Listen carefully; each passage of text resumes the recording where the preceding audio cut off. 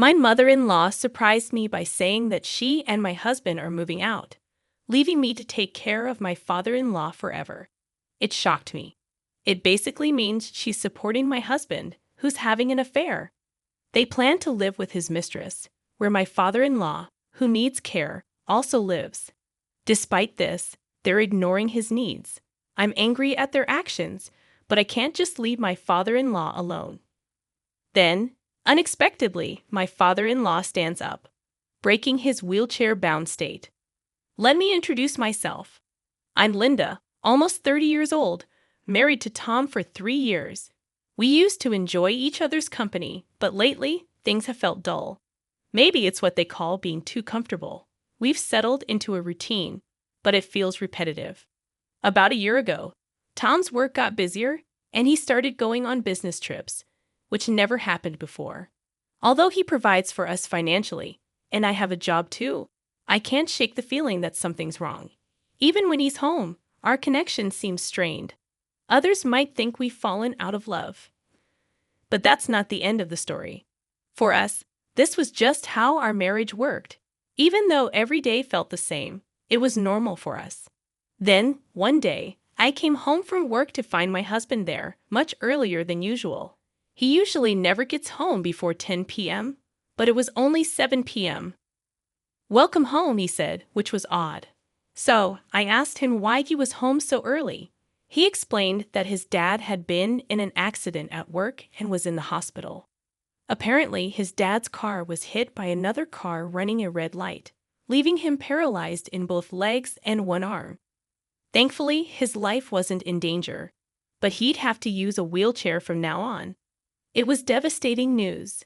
My father-in-law, who loved outdoor activities like hiking and fishing, now had to rely on a wheelchair.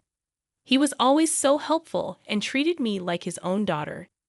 Seeing him in this condition was heartbreaking.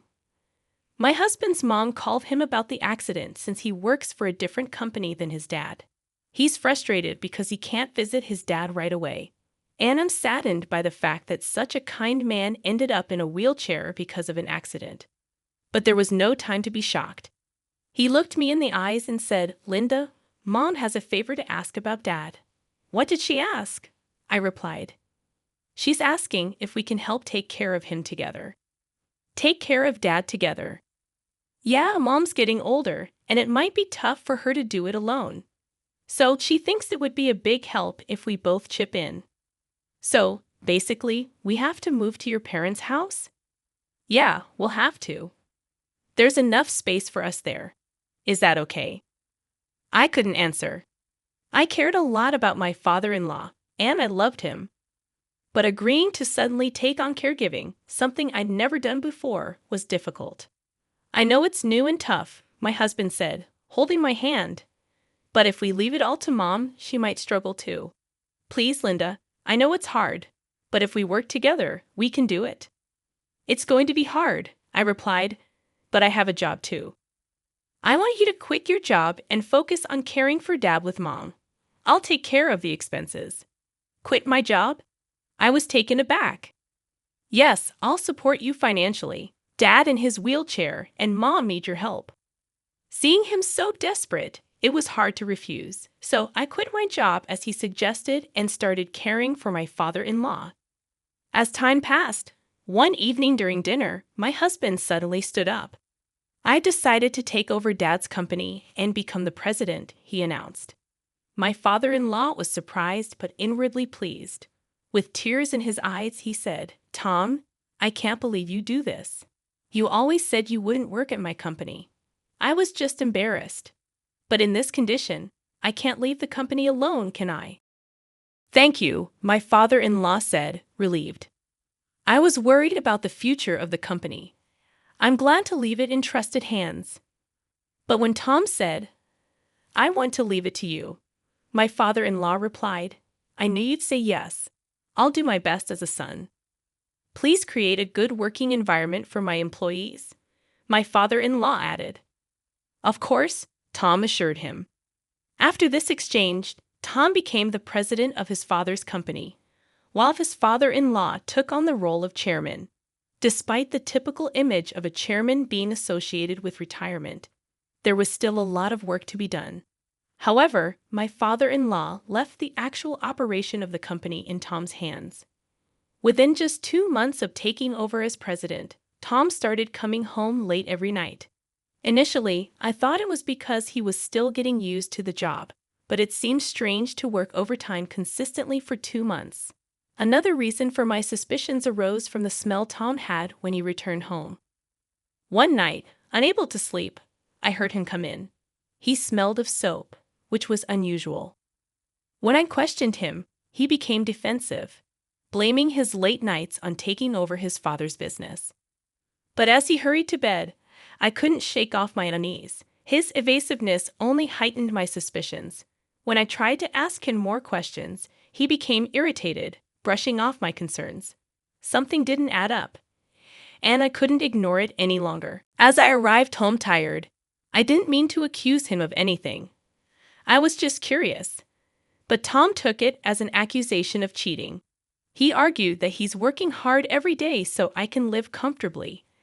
I understood his point, but I still felt uneasy. When I tried to apologize, he ignored me and went upstairs, deliberately making noise. In the bedroom, he turned away from me and started using his smartphone. The next day, my mother-in-law, informed by Tom about our argument, approached me angrily. She accused me of suspecting Tom of cheating just because he works hard for me. I tried to explain that I was only curious, but she insisted it was wrong to make Tom uncomfortable. She left, leaving all the housework for me to do. My mother-in-law doesn't think highly of me, despite pretending to share the housework. In reality, I do everything, including taking care of my father-in-law. During the day, she finds excuses to go out, returning only in the evening. My father-in-law, mostly staying in his room, doesn't realize how often she's gone. She's even warned me not to say anything odd to my father-in-law and Tom, further straining our relationship. I felt the unfairness of my self-centered mother-in-law, but all I could do was silently carry on with the housework and caregiving. However, the reason I could endure such a life was mainly because of my father-in-law. Every time I helped him, he genuinely apologized. "Linda, I'm sorry. I'm sure you'd hate taking care of an old man like me," he'd say. "Don't worry about it. I think of you as my real father. I'm happy to help," I'd reply. "I'm glad that Tom married someone like you, Linda. Despite all the trouble I've caused you with my care, you still speak so kindly to me." "I'm a lucky man," he'd express gratefully. "I'm also happy to have such a kind person as my father-in-law," I'd assure him. Despite feeling uncomfortable due to my husband and mother-in-law's behavior, I kept going because of my father-in-law's kindness. My routine involved helping my father-in-law before bed and then turning off the lights. One day, when I finished and returned to the living room, my usually absent husband was there, talking to my mother-in-law. Something felt off, and my fears were confirmed when my mother-in-law dropped a bombshell. "Good timing, Linda. We need to talk. Please take care of James here for the rest of his life," she said. Confused, I asked what she meant. But before I could fully grasp the situation, my husband handed me divorce papers. "I have someone else, and we're leaving to live with her. You can deal with the divorce papers," he said coldly. Stunned and devastated, I collapsed as they packed their bags and left, ignoring my tears. Alone in the silent living room, tears streamed down my cheeks. Then, my father-in-law appeared in his wheelchair. "Linda, what happened?" "I heard noise and came to see," he asked, concerned. I struggled to find words, my heart heavy with pain and confusion. I confided in my father-in-law about what had happened earlier. His expression grew stern as he listened, and by the end, his eyes burned with determination. Suddenly, he stood up, his voice commanding like never before. "Linda, let's fight back," he said firmly. Concerned, I glanced at his legs, but he apologized for keeping it a secret and revealed that he could walk. Assuring me not to worry, he declared he was ready. From a drawer, he produced a large envelope, revealing its contents, evidence of my husband's infidelity and even my mother-in-law's. Shocked, I learned that since becoming president, Tom left work exactly on time every day, despite returning home well after midnight. Suspicious, my father-in-law had hired a private investigator to look into him, uncovering his affair. Additionally, my mother-in-law's daytime absences were also investigated, leading to the discovery of her own infidelity. Astonishingly, she seemed aware of Tom's affair, as evidenced by photos of them together. My father-in-law had recently obtained this evidence and debated when to tell me. "It's not right to say this," he began, "but I believe it's time to confront them." "I'm glad I could tell you," I replied to my father-in-law's support. "I can't stand it like this. I want to fight back." "Leave the rest to me," he'd assured me, promptly making a call to someone from the company. As a result, my husband was ousted from his position as president. Following my father-in-law's advice, I filed for divorce and demanded division of property from Tom through my lawyer. About a week later, Tom visited my parents-in-law's house. Outraged, he confronted me and my father-in-law, demanding to know why his infidelity led to losing his presidency. My father-in-law didn't hold back, blaming him for neglecting his care duties and causing me suffering. He disowned Tom, forbidding him from ever entering the house again. Desperate, Tom begged me to persuade my father-in-law to forgive him and withdraw the divorce. He promised to end his affair and drop the demand for division of property. His selfishness disappointed me. Despite everything, he only thought of himself. "To withdraw the divorce," I repeated, incredulous. At this point, what are you even saying? I never asked for that. I'm glad to be divorced from a scumbag like you. I'm not going back to you ever again, I asserted firmly. Of course, why should I have to be married to a scumbag like you? Your divorce and being ousted as president are your own doing. It's the seeds you sowed. Confused and desperate, Tom tried to backtrack, claiming the divorce papers were just a threat. "I thought so," I retorted. "You, your mother, your mistress. I hope you all go to hell together. Keep holding onto your spoiled ideas of getting help from someone."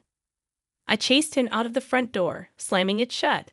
From outside, I could hear Tom's wails begging for forgiveness, but neither my father-in-law nor I responded. Learning that Tom was ousted as president, his mistress promptly threw both him and his mother out of the house. With nowhere else to go, they were forced to live in a cheap motel for a few days. Losing their jobs depleted their savings, and they struggled to make ends meet, eventually going into debt. Working as day laborers, they couldn't afford rent and lived from day to day. Meanwhile, I continued to care for my father-in-law in his house. "You're welcome to stay here as long as you like," he told me after the divorce.